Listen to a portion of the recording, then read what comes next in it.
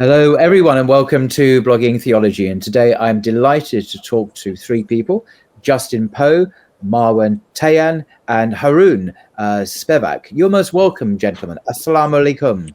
Assalam wa rahmatullahi wa barakatuh. And you are all in the United States, I understand, and some on the West Coast, some on the East Coast. I'll just very briefly introduce you. I could say a lot more about your very distinguished bios, but we'll just keep it concise for this podcast. Justin holds an MA in Islamic Studies, Islamic Philosophy and Theology from the famous Zaytuna College in California. He's a research specialist with the American Society of Islamic Philosophy and Theology and teaches at INK Baltimore Seminary. Marwan is a doctoral student in Islamic Studies at the University of California, Berkeley.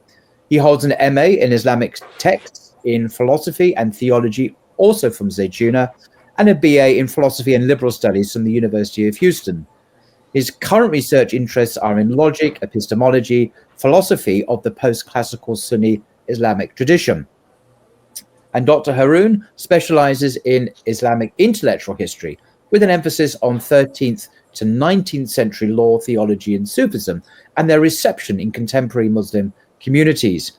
He's published 2 books and a number of articles on Islamic intellectual history.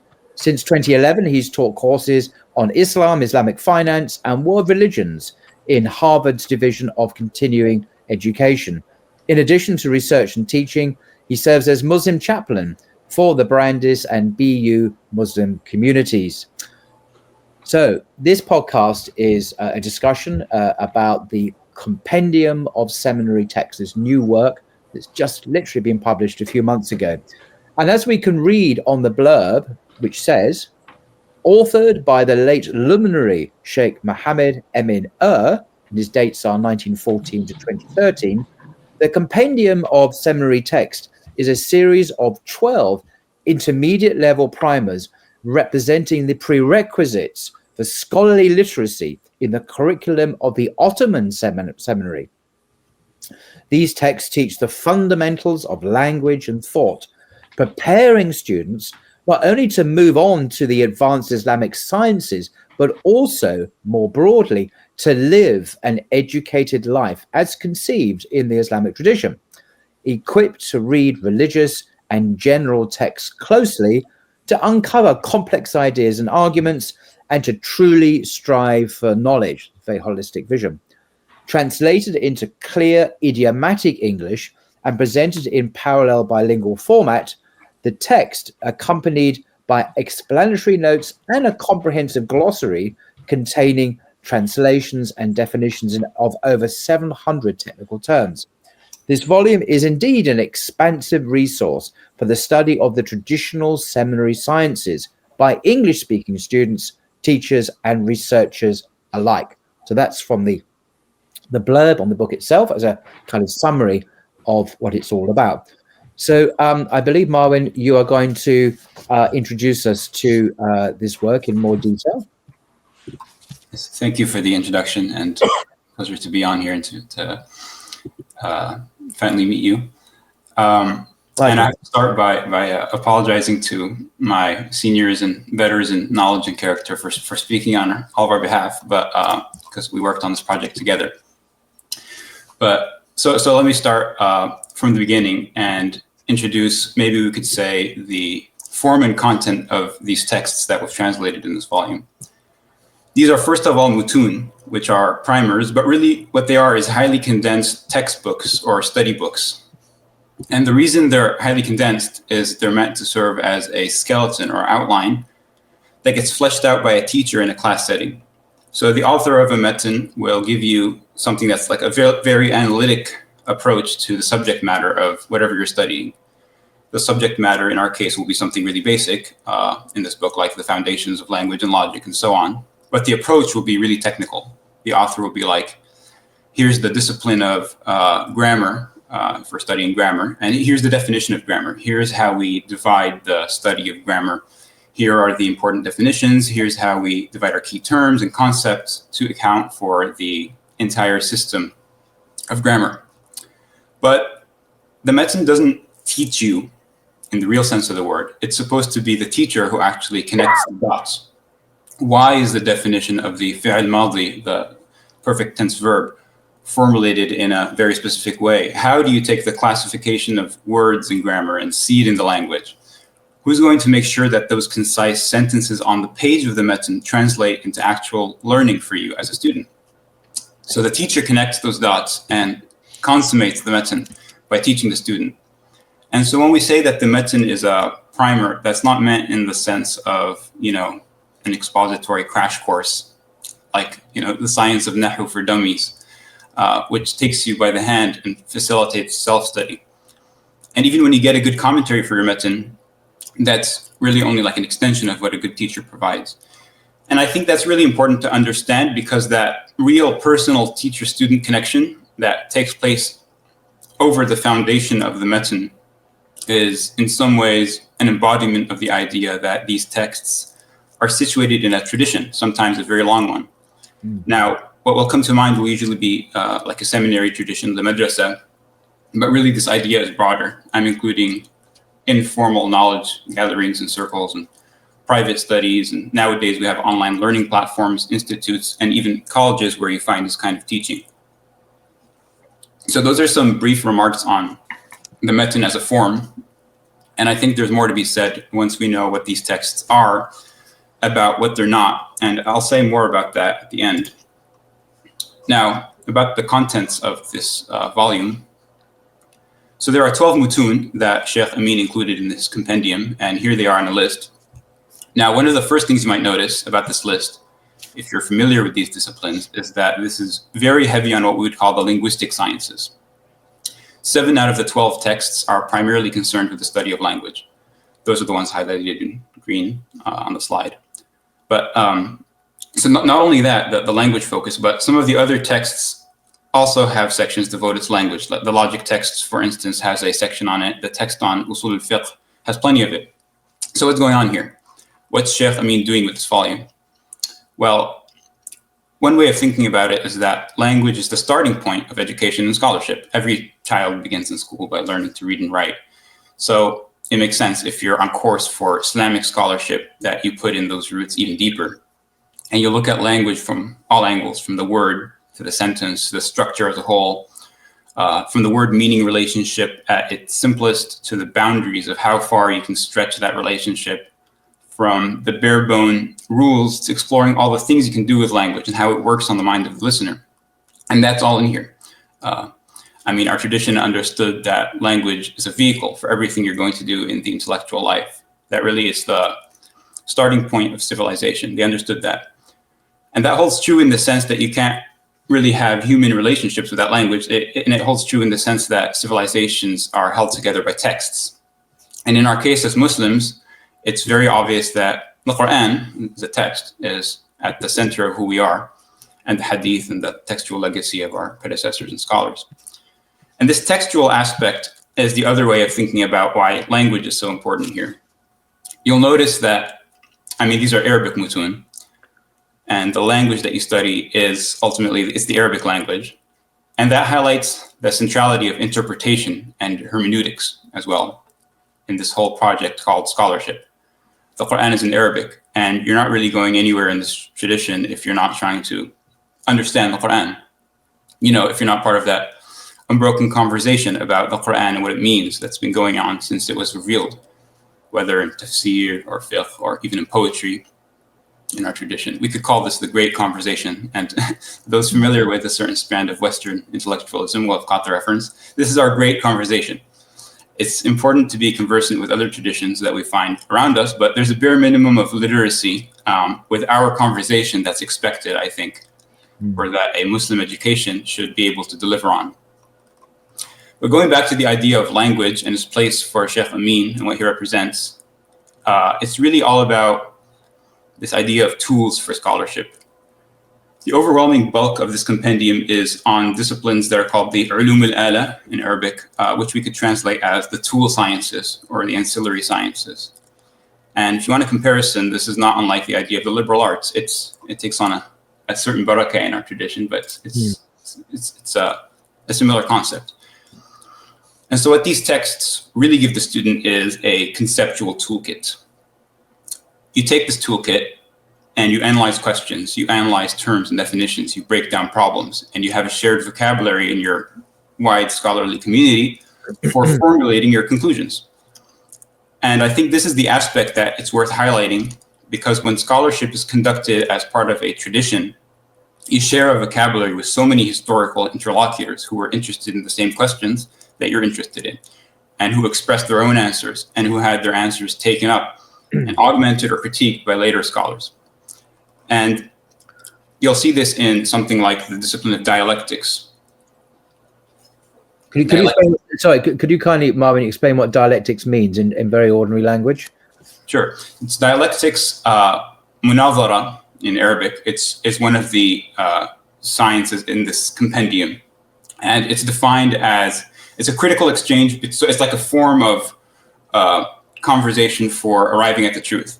It's defined as a critical exchange between a proponent, mu'allil in Arabic, and an objector, sa'il, for the purpose of arriving together at the truth. So the proponent has the role of defending a claim, and the objector has the role of systematically pointing out the possible weaknesses of that claim. And this process is supposed to take together, the proponent and the mu'allil are supposed to be taken together toward the truth, because you kind of have this rigorous process. So that's munazara. And the student will see in the text that he studies that this kind of exchange is all over the place. It happens textually as well as orally in our tradition.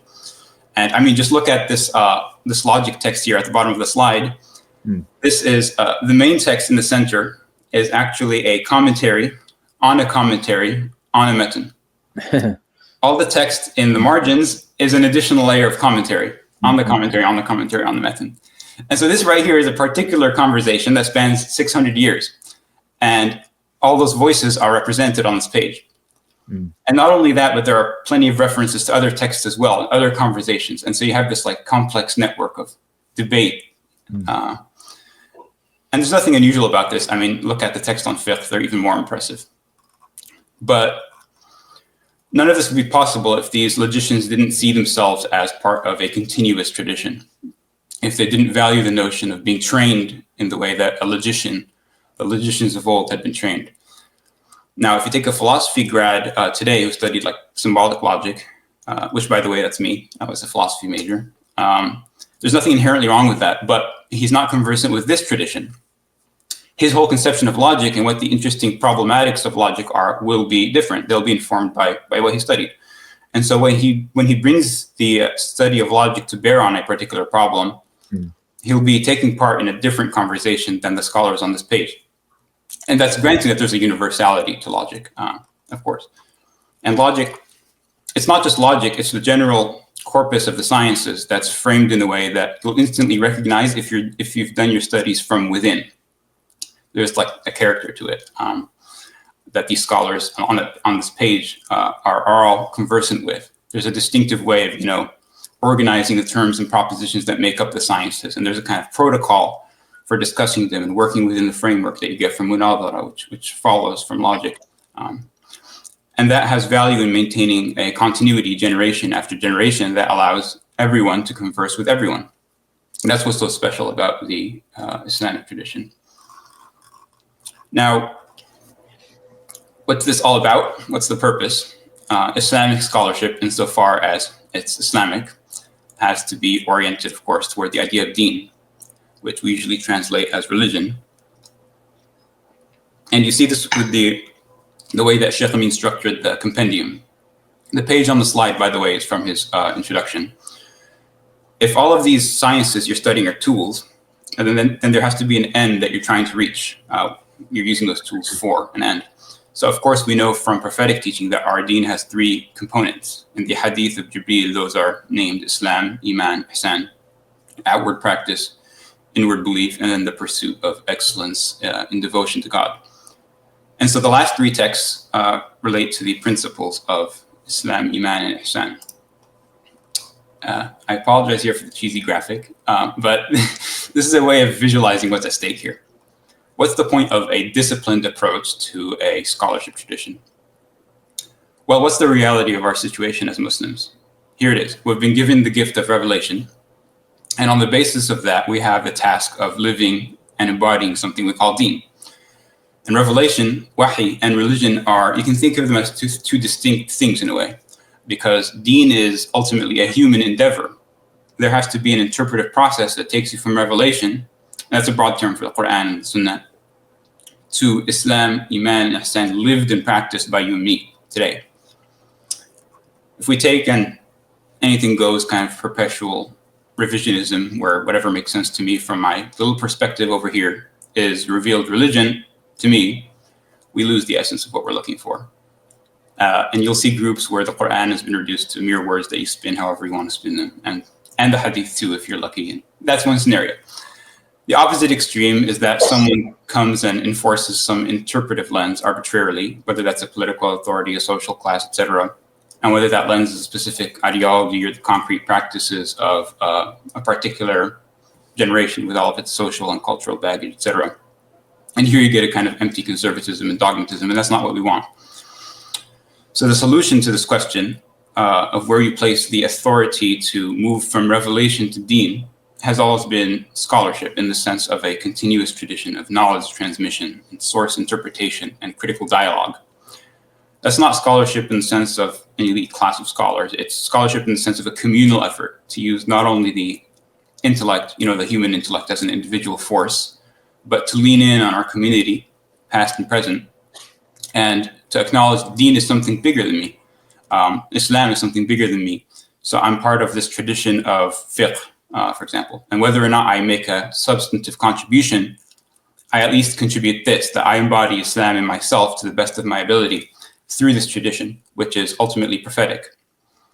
And the same thing goes for belief and spirituality. These are human traditions striving to embody the guidance of revelation. Now, I wanted to loop back and finish by talking about the book and what the book is in all of this. It's a collection of mutun. So I hope now it's a bit clear what I meant at the beginning when I said that a metin is meant to be taught within a traditional setting.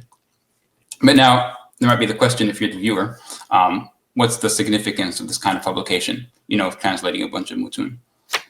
And so I wanted to give maybe a little bit of a caveat. I think if you're watching this, you're going to fall into one of two groups. Either you see yourself as a talib ilm, a student of knowledge on the scholarly path, who's inside this world, so to speak, studying or teaching texts like these. In relation to the general public, we could say you're a specialist, although maybe that's not the best term here, but if we go with it, you're either going to be a specialist or you're going to be a non-specialist. And this is the category, non-specialist, where most of us are, I think, and even those of us who have an expertise in some areas of traditional knowledge are non-specialists in other areas to some extent. We all belong here. And I think as a community, we need to be thinking very seriously about what we do with this category, because nowadays we're all educated and we engage with our world on the level of ideas, and we engage with our deen on the level of ideas. And so if the educated non-specialist is not going to be studying these mutun, in the traditional way, mastering concepts and definitions and having this intellectual dialogue with the long tradition on the merits of particular train of reasoning on such and such an issue, etc., then what's his role? And what's her role? That's a serious question. And as I was saying, the answer isn't going to be to get a book like this, flip to page 1 and start reading because now it's in English and I can understand it.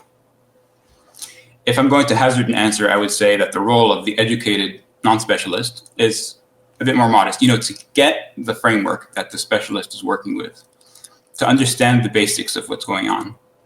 And that's something else, I think.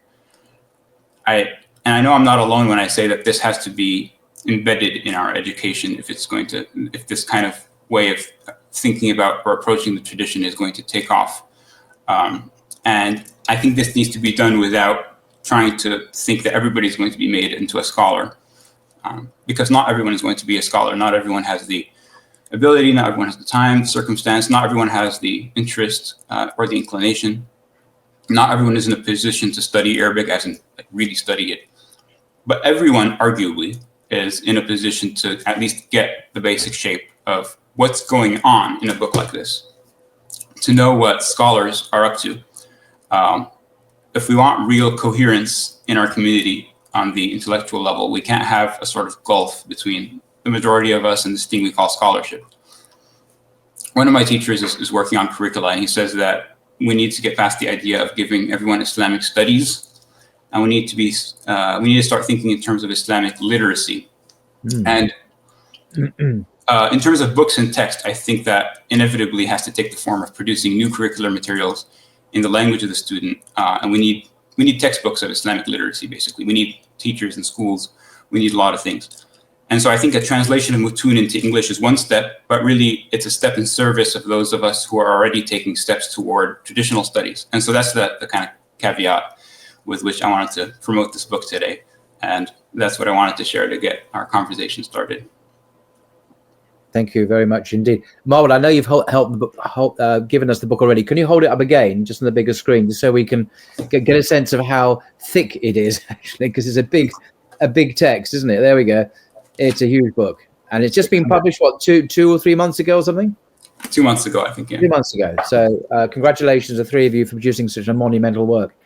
I'm not taking over here. Please, Harun and Justin, if you want to add to what Marwan has said. I think that was a great introduction to the text, and I'm sure it'll give us plenty of foundation to have this conversation on. So.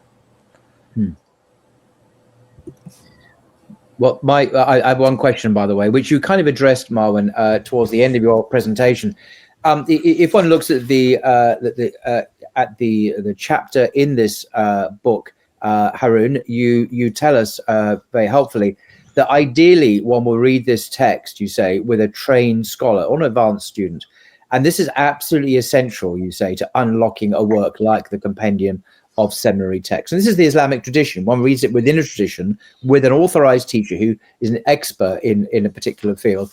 We don't just go into, is it Barnes and Noble or something, and buy a copy and sit down, as you say, Marwan, and with page one read through it, even if it is in very good English, which this text is. So what is the solution to this conundrum? How do we read text Islamically without abandoning the tradition, but live in the modern world, in the United States or in Europe or even most of the world now? How do we do this effectively, successfully?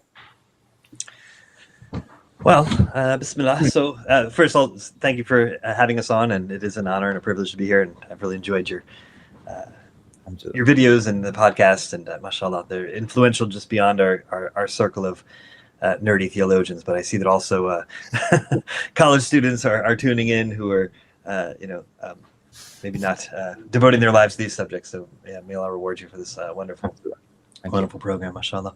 So so how do we do this? So this book, this translation, it grows out of that question, like how do we access this knowledge, given that we might not all have access to a seminary, we might not all have access to the funds or the time or the ability to go overseas and study extensively, like many of at least my friends and colleagues and teachers did in the 90s, for example.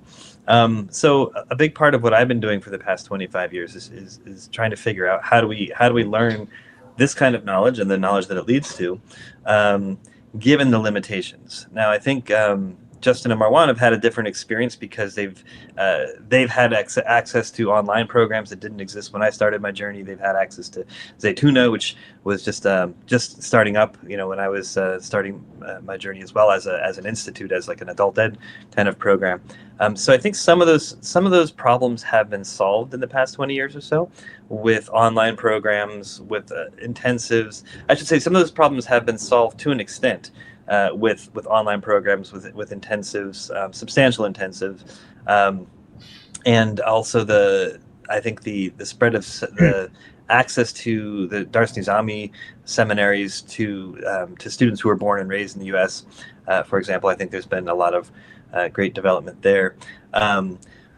But I would say that the first step in like how do we reconnect with this tradition if we don't have the opportunity to sit for 5 to 10 years in a seminary environment? This translation helps those who have already done the initial work of studying the basic matun, the basic core texts in these sciences. Preferably with scholars, or perhaps on these online programs where they're watching recorded videos where somebody's unpacking the text and to a certain degree explaining the content and getting the students familiar with the basic content. So the recordings, the online stuff is sort of a Band-Aid over a gaping wound, but it starts to heal the problem a little bit, right? And then maybe this kind of work is a next step. So if you have a sort of staggered start, or because you're always getting interrupted, or your teachers can't finish a book because they're busy trying to make a living for their family or whatever it may be, what this book does is at least gives you access to a significant amount of the content you'll need to unpack. But the reality is, this is a condensed text that is based on source texts from the seminary traditions. So, even so, this our book, our translation is being used by students in the Muslim world now. And one of the things that somebody asked me just yesterday was, what are the commentaries on this text? I'm preparing to teach this, but what are the commentaries? And so I had to say, well, okay, there's source text. You have to find the source text, the original books from the seminary tradition, and then go to the commentaries there. And I guess I'll just say that all that speaks to the part that's been lost, I think, in this effort to make traditional learning accessible to, especially to Western Muslims, is what they call the mudhakara tradition, the review tradition, where students get together after their lesson and reteach the text to each other. And in the reteaching, they check their understandings. Even if they make mistakes, they're still having a good conversation. And then they go to the commentaries and other sources and try to figure out, why does the author say this? Why did he use this word and not that word? And they have this sort of active engagement as a group of students with the material. And so I've never come across that in a Western context, really, but it's absolutely true. When I've learned something, I say I read a book on the New Testament, for example, and then I teach it to someone else, or talk about it, discuss it with someone else. It really helps to embed the ideas in my own mind, clarify the ideas, help me to understand myself and the text better by discussing it with another person or group of people. And that's how I've learned a lot, is through simply communicating, but rather than storing it in my head in a kind of ivory tower way, which is a poor way for me anyway to learn something. To communicate, to discuss it, is a fantastic way of really making it part of one's intellectual furniture. So it's interesting that this was part of the Islamic tradition for centuries. I think it's a very powerful way of learning, actually. Yeah, for sure. It was surprising for me too, because my experience was I might go sit with a sheikh in Boston and study extensively, or I had online teachers, but then it was just me and my notes, and it was so how would I learn it? Part of it was I channeled it into my dissertation. Part of it when I finished my PhD, I channeled it into my publications.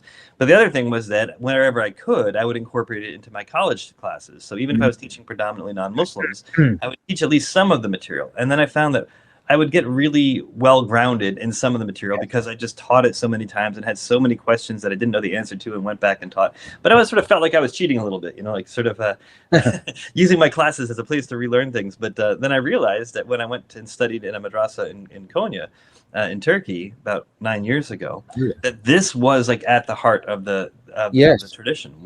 Teach not just to your friends, not just in your students, but as you finished a book, you would then be an advanced student who would be part of that review process. Not the teacher, you'd be a secondary resource who would reteach the text the same day. They go with their main teacher, and then they'd go and have a mudhakara session, at least one, sometimes 3 or 4, and one of those would be with an advanced student who had already read the text, he himself would be reteaching it and learning it, relearning it as well. So. There's a wonderful phrase I came across a while ago. It's very simple. To teach is to learn. You're thinking, to teach, someone else is learning. No, but to teach is to learn. The teacher himself learns in the act of teaching. There's a profound wisdom there, and in fact, profound Islamic truth, interestingly, in that as well. So it's extraordinary to discover that. You discovered it naturally, organically, and yet it's part of the tradition as well. Right. Justin, I'm conscious that you've been very quiet so far. Did you want to contribute in any way? Just to ping off of what Dr. Arun just mentioned about the mudhakara tradition, something that always comes to mind is the fact that scholars themselves would also be participating in this mudhakara tradition. It wasn't just for students, right? So scholars, in the past, they would have, alhamdulillah, partly today because we have so many communication channels now with WhatsApp, etc., where a scholar might be doing research on one particular topic and have questions around that topic, and is very easily able to contact other scholars within that community or even in their international community and have that mulaqara now online. Not necessarily in person, but at least online. And then you realize that even teachers, a good teacher will also be mulaqara with his students or her students. So meaning that the teacher may, after teaching a lesson, now present a question to the students and say, chew on this, think about this, object to this, see if we can, get to some new aspect or angle that we haven't really thought about, but this issue.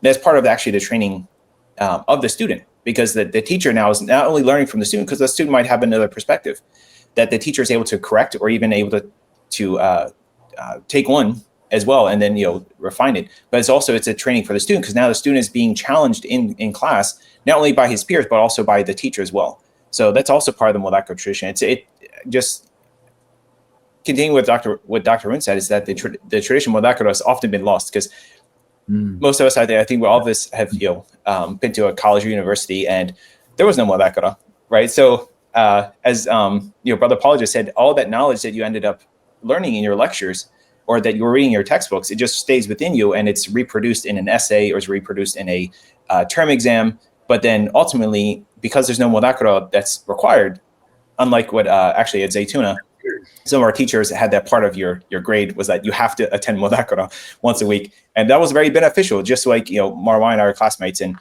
we learned a lot just from each other, different perspectives, and along with the rest of our cohort. So, part of what I would like to see with this textbook is to see not only students at various levels gathering around this textbook and other textbooks as well, but reviving that mulaqara tradition so that they stay connected. Because ultimately what you end up seeing in smaller communities, in the Muslim communities like here in Maryland or in other areas, is that there might be a small core group of students of knowledge, but then trying to spread that to other students and doing that through mulaqara, like asking others, like you don't have to attend classes full time, but come by once in a while and just sit in the discussions, and then you can pick up dini knowledge that way. So. I mean, if I may just briefly divert from the main point, which is the compendium, I'm reminded of it as a British scholar based at the University of Edinburgh, Dr. Shoaib Ahmed Malik. He teaches science and Islam at University of Edinburgh. Just yesterday, he put up this post on Facebook and elsewhere, and this addresses a whole issue of the breakdown of the Islamic tradition and what has gone wrong in the Muslim world and why things have gone wrong, why we're having this conversation even in the first place. And this is to do with the decline of philosophy in Islamic thought, but it's addressing some comments by Frank Griffel, who's a German Islamic scholar, professor at Oxford University, who makes some fascinating, just very briefly. So according to Dr. Shoaib, he says this: according to Frank Griffel, the decline of philosophy in Islamic thought stemmed from three interconnected factors. One, colonial domination. Western and colonial powers disrupted traditional education systems and intellectual traditions. Secondly, loss of waqf endowments. The destruction or repurposing of waqf endowments cut off vital funding for madrasas, undermining the infrastructure that supported philosophical inquiry. And thirdly, and lastly, Muslim eagerness to catch up with the West. The shift to European-style education, including polytechnics, replaced madrasa curricula and sidelined disciplines like falsafa and kalam. These factors, Shoaib concludes, collectively dismantled the environment that once nurtured Islamic philosophy. And I think those comments can be repurposed very much for what you're talking about, and this whole process of traditional learning and the way it was being dismantled, partly through colonialism, but also the eagerness of many people to actually ape the West and the Western style curriculum, which is very different and doesn't have these traditions which we've been talking about. So I thought it was a very interesting parallel insight into a very similar process, philosophy, but also grammar and these other subjects that you meant. The whole system, the whole infrastructure was effectively collapsed. And I know Wal Halak has addressed this very point in his work extensively as well. That was my thought. Yeah. I think if I may just jump in, I saw that post as well. And right. My first thought was that it sounds about right. Academia, somebody might have some very interesting, nuanced positions on that, but it sounds about right. And I think one thing to keep in mind is that that is part of the problem of the disconnect in a large scale across the Muslim world. Colonialism, change of education system, the desire to catch up with the West. These are all commonly stated, and there seems to be solid evidence for them. I think there's some interesting examples where this doesn't happen, and not ironically, but I guess I should say that, anyway, it's not surprisingly maybe, the places where the tradition of this particular tradition of education continues and thrives, even under tremendous, oppression or being forced into secrecy, like in the Turkish, the Turkish state in the mid 20th century, for example. It's in areas that are kind of cut off from the main cities, impoverished, or at least economically not as advanced. The official education systems of the main cities haven't reached them, haven't been imposed on people. So you can have these sort of madrasas that continue in places like in the eastern parts of Turkey through the 20th century. Did you say you went to Konya, Haroon, recently? Was it yourself? Yeah. I was there a couple of months myself ago. It's famous for being a very traditional, conservative Islamic city, obviously where Rumi is buried. And I went there. It's very traditional. I'd imagine in that context, these traditions did continue. Would that be right? I'm not sure that in Konya during the time period that I'm talking about they would have continued. I'm not sure. I know there was a tremendous disconnect, at least in like the Mevlevi tradition, and a lot of what's there now is kind of recreated in some ways or reignited from traditions elsewhere in the country. But the school that I studied in, the seminary that I studied in, the sheikh was from the eastern part of Turkey, and it's in those areas. And part of what I'm recounting is some of his story of growing up without, they were poor, they didn't have a lot of access to things. The official education systems hadn't been imposed on their villages and so on. Even though these schools were illegal at some point, there was still a thriving just halakha of really advanced teachers teaching students to a very, very high level. And so the very, very bright and dedicated students had access to an unbroken chain of teaching and methodology that produced the likes of some of the people who are living today who studied in that tradition. But they moved to Konya for like 20th century political reasons. Yeah, so from what I understand. But I think that tradition that I'm referring to is something that stayed alive and at least in this Ottoman tradition, in the eastern parts of Turkey, parts of Syria, Iraq, but then also I think the story of Mauritania and the sort of the Maliki traditionalist stuff that happened in the West is because people went to parts of Mauritania that hadn't been access, where official government-sponsored education systems that were westernized, they weren't being imposed on the people. They were living in kind of harsh and difficult environments. But you had these sheikhs, these great scholars, who were able to train students to, day after day, in these sort of residential spaces, such that they could produce scholars. So that, and I'm not sure that maybe Justin can say more about the Dars Nizami tradition, but that's one that also has, in varying degrees, continued on.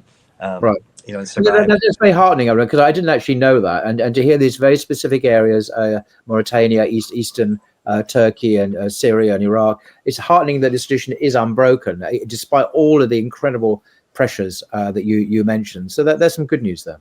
Yeah. And then the internet brings it to people all around the world. Yes, that's the new thing, isn't it? Yeah. Social media. Justin, did you want to contribute something there? Just I can speak a little bit on the Dars Nizami tradition. It's primarily from the subcontinent, and alhamdulillah, in the past 20 to 30 years, we've had individuals travel overseas to South Africa, to Pakistan, to India, just continue to study in that unbroken chain that goes back to the Farangli Mahal tradition and the traditions around there. At least we are blessed in America, because we do have traditional institutions that you can study here in the United States. Some of you may be familiar with them. Of course, there's Chicago's a hub, and there's like New York and Texas. There's also California and many other smaller institutions where one can at least study these traditional texts, study the tradition with this unbroken chain that goes back to the Prophet ﷺ with the Hadith tradition, and same thing with Qira'at with the Quran here in your local, and oftentimes in a locality. So what depending on maybe not in the smaller areas or towns in the Midwest, but some of the larger cities usually have some type of institution. But like Dr. Rowan was mentioning, that now there's also a lot of online programs where you can study the deen from the comfort of your own home, which is nice. Alhamdulillah. There's also like rihla type events where you can go and spend a weekend or even an entire week with scholars and pick up your dini knowledge that way. Fantastic. And you're both alumni of Zaytuna College, of course, in California. Zaytuna presumably is continuing this Islamic tradition as well of reading texts in this way. Yeah, in the master's program. Yeah. On the topic of an Islamic curriculum, and this goes back to the idea of disruption and the possibility of recovery and continuity. We know that when the Islamic curriculum was founded, it had a very heavy, it very heavily incorporated what we call the maqulat, the rational sciences.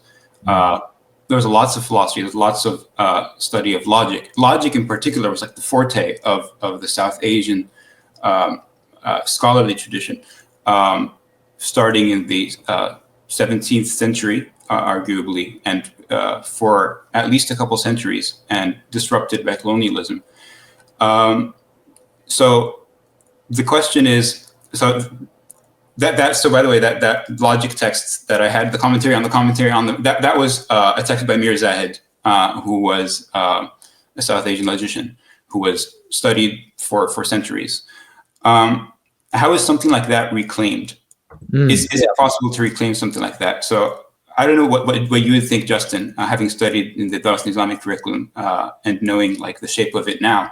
But would it be possible to go back to something like that, or like what are our alternatives? Thinking about philosophy in particular, philosophy may be a discipline. One could say that there is room for self-teaching to some extent. We know that Ibn Sina, arguably the most influential philosopher and logician in the Islamic tradition, like point blank, was largely self-taught. He read like Farabi's texts, he read the Aristotelian corpus, and he produced his huge works. He produced the Shifat, and he was read and studied all the way through the late Indian tradition. They're appealing to his authority on matters of metaphysics, on matters of logic.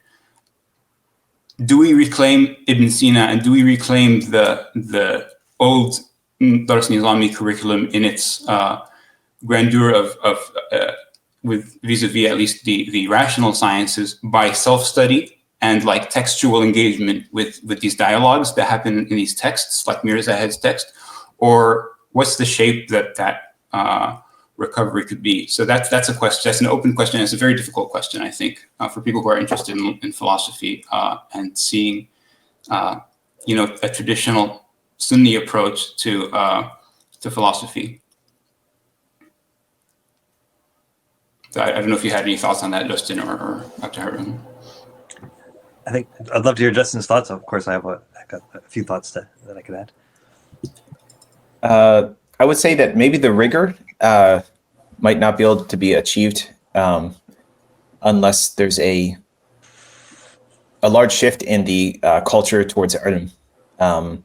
What I mean by that is like a shift in because when you're looking at the Islamic tradition, and that doesn't have to be that tradition. It could be the Ottoman tradition, the tradition wherever it was in the Egyptian tradition, and I'm just making these large generalizations, but the scholars and students that were devoting their entire life to studying Islamic sciences, there was a strong culture of getting to getting to the truth of whatever the matter was. So whether that was in grammar, right, whether that was in trying to figure out what a tasawwur is, what a conception is, what a tasdiq is, what a assent is, whether that was in usul al-fiqh, principles of jurisprudence, etc. In any science, there's a culture of we have to get to the truth, and part of that we can reclaim, I think, part of that, but there would have to be that strong shift in a love and a desire to actually seek out the truth in terms of Islamic knowledge. So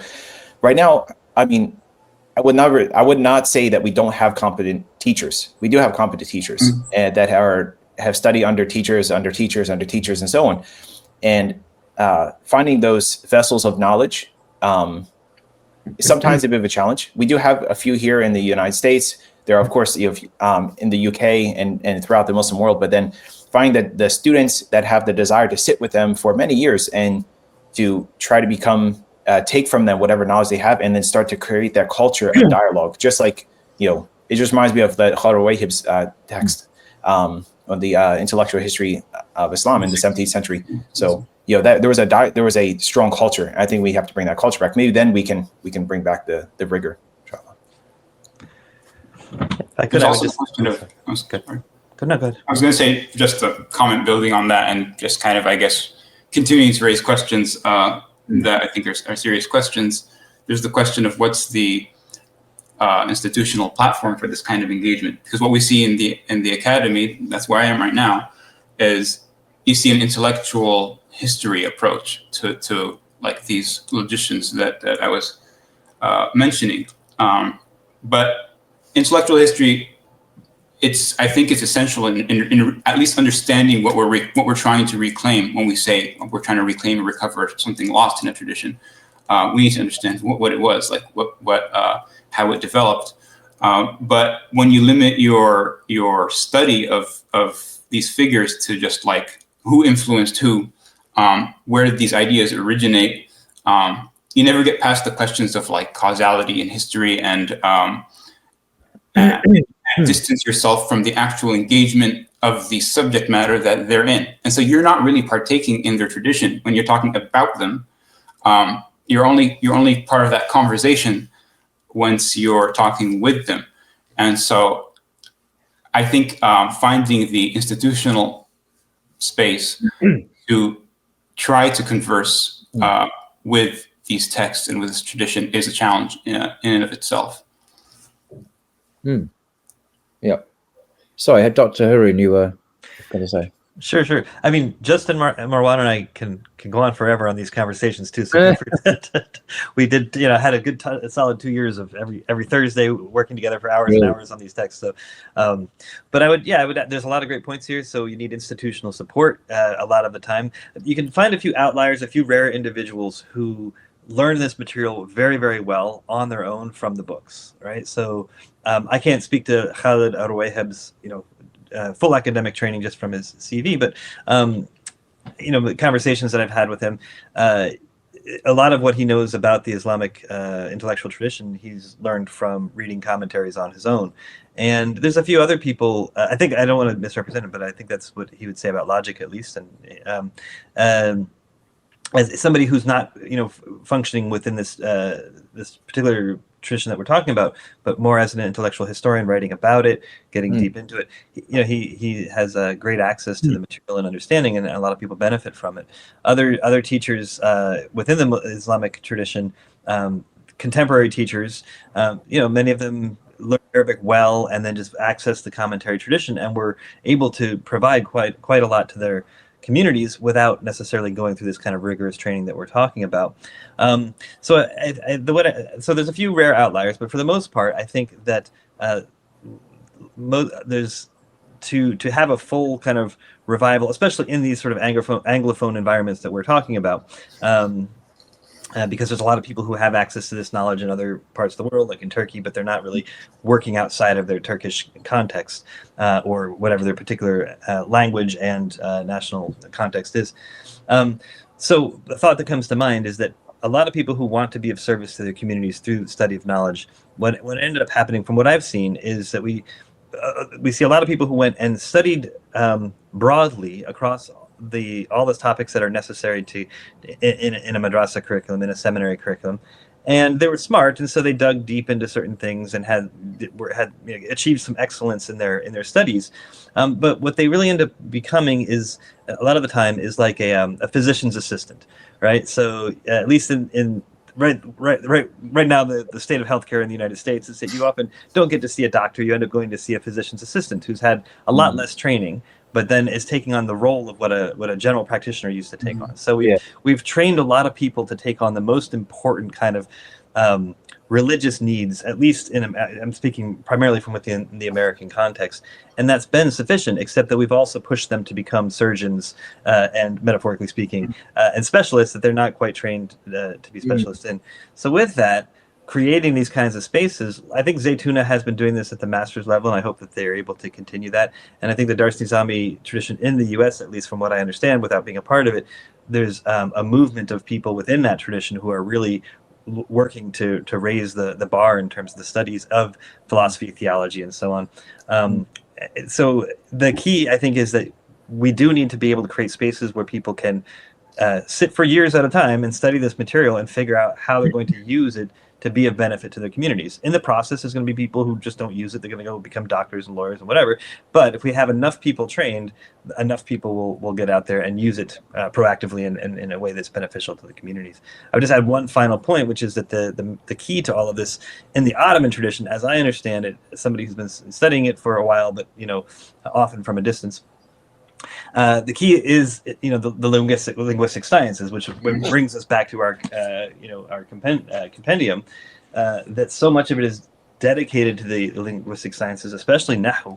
Sarf and Nahu are so heavy in the beginning of one's training, because that's what allows one, plus logic and everything else that's in this book, but that's what allows one to access the commentary tradition. That's what allows one to access beyond the commentary tradition, the risalas and the books that are not commentaries. When I studied a lot of fiqh back in the day with people from maybe the Syrian tradition, the Egyptian tradition at the time, the Azhari revival of the traditional training, I studied with people online and here in the US. I had a certain sort of access to the knowledge. I was getting my physician's assistant training and really benefiting from it, metaphorically speaking, right? But then I tapped into this Ottoman tradition, and that's when I saw the specialization. That's where I study with people who, when I still to this day, almost daily, I'm studying with people who they have access to these texts that are completely different from people trained in these other traditions. And the key to it is the linguistic sciences and understanding how to read the commentary tradition and access all the different discussions around it. So sarf, nahu, mantiq, morphology, syntax, logic, rhetoric, and the other instrumental or tool sciences, I think, are the key to training people to actually be able, in large numbers, to be able to access this material and be of benefit. The exceptions, the people who are very, very smart and learn very quickly and memorize almost everything they learn, they're able to do a lot on their own. But for the rest of us, we need a lot of help. Yeah, that's very true, I'm sure. I'm just reminded also, Sheikh Hassan Spiker, the Cambridge philosopher here in England, who teaches an advanced diploma in the Western tradition and Islamic philosophy and theology on the Blogging Theology Academy, where there's live tuition based on the Oxford model, a one-to-one tuition, and there's no recorded stuff. It's all directly engaging with students, helping them to understand and equip them to articulate Islamic tradition in a modern context, but critically with the Western tradition, not just kind of stereotyping it or straw manning it or slavishly following it, but critically engaging the Western tradition in all its depth, intellectually, philosophically, culturally, by looking at key texts, whether it be Aristotle or Kant or whatever, but from an Islamic perspective. So it's a very interesting project, the BTA, as we call it, the Blogging Theology Academy. But that's a short commercial break there. Back to your book. So I guess we haven't really talked a lot about about the translation element of this book, which I think was, the main contribution I think that this book makes is it's a resource for students of knowledge who are studying these sciences. So you're inevitably, if you're a Taliban, you're going to study grammar, you're going to study logic, you're going to study the linguistic sciences and these basic tool sciences, and you're going to study fiqh, and you're going to study aqidah, jurisprudence, and creed. And so this is we try to bring a systematic approach to the translation of technical terms in this book. And so what we have at the very end is a glossary with, I think about over 700 terms. That's incredible glossary to have such a vast. It's not normally that big, is it? It's a glossary with. So what we did is we provide technical terms in English, translations, and this is kind of where most of the work went. And we have the Arabic term, and we have like literal translations of the Arabic term. Right. And so if I were to speak a little bit about that process, one of the challenges in translating technical terms is you have this balance between capturing the Arabic term and being faithful to it, because you'll have an Arabic term is chosen to represent a certain concept. For example, in Arabic grammar, you have something like rafi'. Rafi' is one of the inflections or declensions of the Arabic word in grammar. And so that's like literally it's like raising. It's the raised state. So a word is in the nominative state. In we would use that for European languages and in studying English grammar. And so how do you translate technical terms? What's your approach? Are you going to translate them literally, and you kind of have this Arabic is always your reference point, so that you would translate something like rafi' as being raised? Well, in that particular case, I think that would be a little bit unhelpful. And I don't think anybody does that for rafi' in particular. But the point I'm trying to make is that you have to navigate between helping the student who knows English kind of understand the concept from the term you've chosen, and also being faithful to the Arabic. And we spell out in the preface, we have some notes on what our methodology was. But we tried to be consistent in making the translations of these terms helpful in understanding the concept, in addition to not straying too far from the Arabic. I don't know if Justin or Dr. Haroon wants to speak more about some of the challenges we had with the translation of technical terms, but I think that's the highlight, that this is kind of a resource that we have that in one space gets like, this is what these sciences would look like in English with all of their conceptual apparatus. I would just add something about the process that I think is really exciting, exciting from our perspective. We had a lot of fun with it. Was that we were, once we had draft translations of the texts, we went through a process. First, we went through this, first we just produced, or Justin and Marwan produced very literal draft translations just to move from the Arabic to English and to get the meanings across. That aside, we eventually took a different approach in terms of the next steps of producing this particular style of presentation of that information. And once we had these launchable, beta testable translations of each text, we brought students from madrasa and from university together, and did some in-person and online hybrid readings for, I think we did this for about 2 years, a year and a half, maybe. I think we did this almost weekly with some breaks in between. We also invited Dr. Carl Sharif Atubgi from Brandeis University to join us in this, because the grant that has the Templeton grant that has made all of this possible is housed at Brandeis University. So we invited Dr. Sharif to join us, and we would just drill down on these texts, on these terms, these technical terms. Like, okay, I had my preferences from studying 20-something years ago with Harvard students and professors, the philological tradition, the translations that were common in that context, and then but then also in the Arabic language teaching tradition, there might have been different translations of the terms if we're talking about the Arabic text, the Arabic language text. Sorry, the Arabic grammar text. And then there was a number of texts that just didn't have a rich enough English translation tradition, like the rhetoric texts that had a standard. So one of the things that we did with ASIPT, with the American Society of Islamic Philosophy and Theology, at the beginning, before we even started this project, was to try to create these comparative glossaries of translation terms, just to see could we push the discourse towards like a sort of best practices in translation.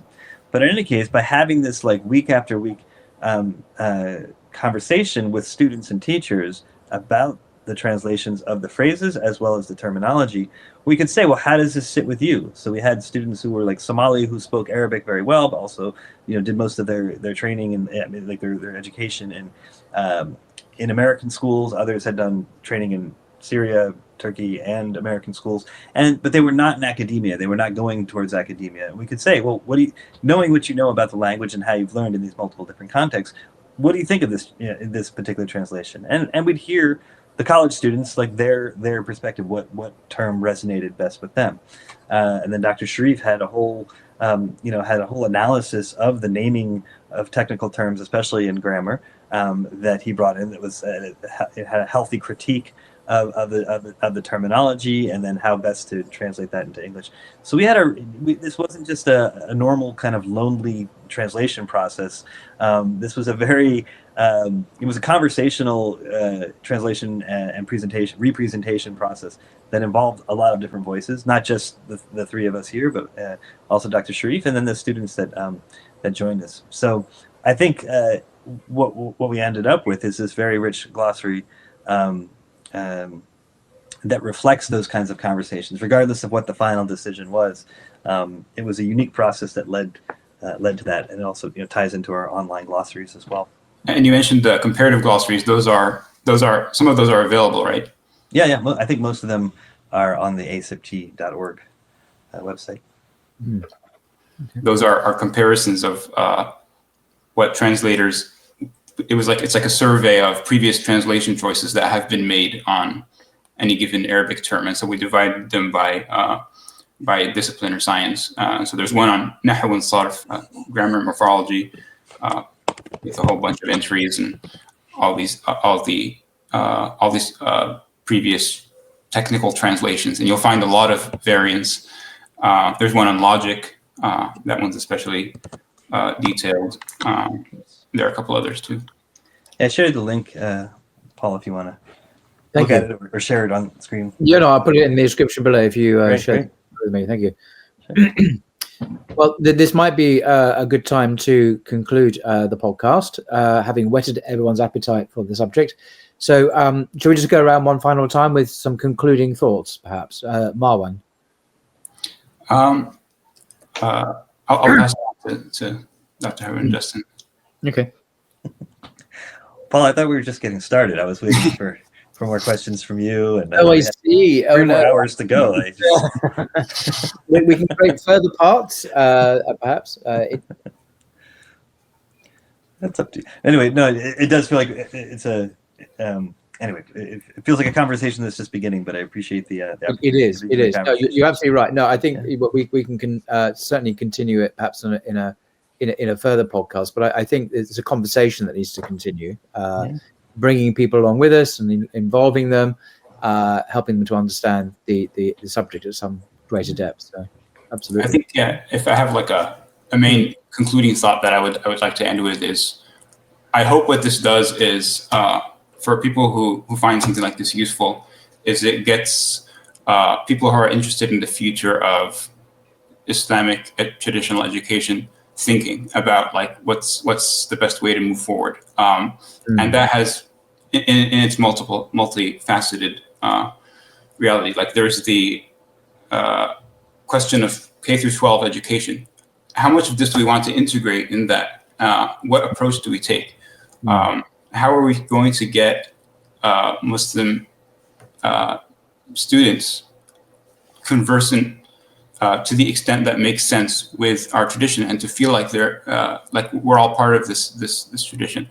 Yeah. So that's one aspect. Another aspect is, how do we continue to study, for those of us who want to study the traditional way? How does that happen in an English speaking context? Do we engage academic approaches to our tradition? Obviously, we'll be engaging them in English, right? And so, what kind of language do we want to adopt? How do we situate ourselves? So, I think these are. I think we're still at a stage where we need to be thinking ahead. And so, I hope that somebody who picks up this book will see it as a resource for that, a launching pad for that. Absolutely. It's almost English is becoming an Islamic language, a language of Islamic discourse. Absolutely. Which is the first time this has happened in history. And recently, I met a scholar, Islamic scholar in Dallas, actually, and he was doing actual Islamic scholarship, real work in English. which may then be translated into Arabic, paradoxically, rather than the other way around. So it's nice to see that happening, I think. I would add to that as a sort of final closing thought about this book and the other projects that we're working on in the verification and renewal curriculum project under the ASIP-T project.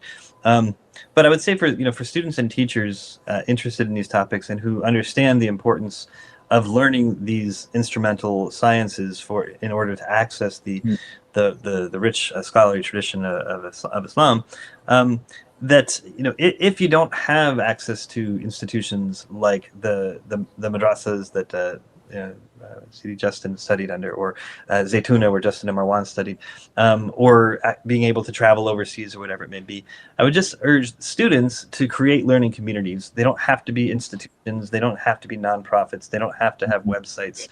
Just build communities of learners where you can organically go through these texts, and don't worry about making mistakes. Just don't state everything as truth in a khutbah somewhere, right? But begin studying and learning together until you find somebody who you can test your ideas with, a teacher, an advanced student, or a sheikh.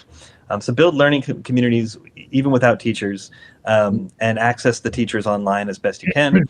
And then for teachers, this is, I think, one of the more important sort of messages that I'm hoping if others are watching this discussion is to not wait for some official appointment, not wait for some kind of comfortable environment where you have students who are prepared every day, like many people have had if they studied overseas in their home countries, or if they've traveled from the U.S. to those places. But deal with the imperfections of the contemporary moment. Deal with the imperfections of your work schedules. Deal with the imperfections of students and their work and school schedules. But steadily teach year after year, as much as you can, even just a little over a long period of time.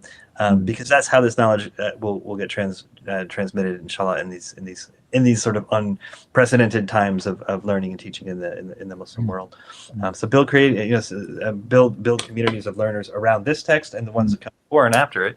And for teachers, teach it even without the salaries, even without the kind of respect that's usually necessary in traditional environments. Your students are going to be on their phones. You're not going to have a perfect learning environment, but there's a barakah to the istimrar. There's a barakah to continuously teaching and seeing teaching and learning as ibadah, as a form of worship, not as a career, not as an accomplishment, not with the end goal of an ijaza or a certificate or something. But the journey is the ibadah, and if the goal is the ijaza, it's never going to amount to much. That's beautifully put, actually. It's a great vision to pursue. Yeah. Justin, do you have any concluding thoughts? No, I mean, Dr. Arun summarized, mashallah, that's so well said. So I would just, that was excellent advice, mashallah. Yeah. Perfect. Well, thank you very much, gentlemen, for your time, fascinating insights, and let the conversation continue, maybe on this platform, certainly on other platforms as well. I wish you all wish you well in your endeavors, and it's really heartening to see Western American Muslims continuing advancing the Islamic tradition in the way you are. So there's truly hope while people like you are doing the work you're doing. So thank you very much for that. Alhamdulillah. Alhamdulillah. Jazakallah khairan. Thank you for this opportunity. May Allah bless you in your work. Ameen. Assalamu alaikum. Wa alaikum assalam wa rahmatullahi wa barakatuh.